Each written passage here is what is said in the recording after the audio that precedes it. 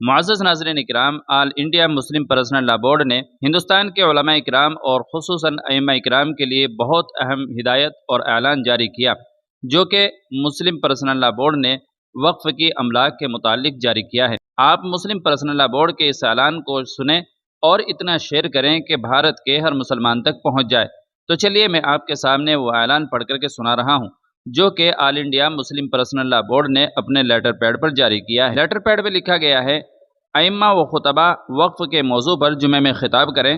آل India Muslim personal لا board کے صدر محترم کی علماء کرام اور ائمہ اعظام سے اپیل۔ نئی دہلی، 7 اگست 2024۔ اوقاف ہمارا قیمتی سرمایہ ہیں۔ ہمارے آباء و اجداد نے رضائے الہی اور اجر و ثواب کی نیت سے اپنی جائیدادیں اللہ تعالیٰ کی راہ میں وقف کی ہیں۔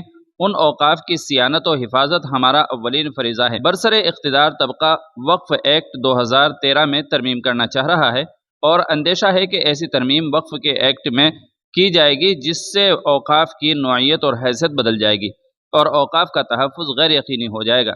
اسی طرح وقف بورڈ کے اختیارات بھی سلب کر لیے جائیں گے جس سے اوقاف پر قبضے کی راہیں ہموار ہو جائیں گی۔ اسی تناظر میں آل انڈیا مسلم پرسنل لا بورڈ کے صدر حضرت مولانا خالد سیف اللہ رحمانی صاحب نے تمام ائمہ مساجد، علماء و خطبہ سے اپیل کی ہے کہ اس جمعہ اور آنے والے جمعے میں نماز جمعہ سے قبل وقف کے موضوع پر خطاب کریں۔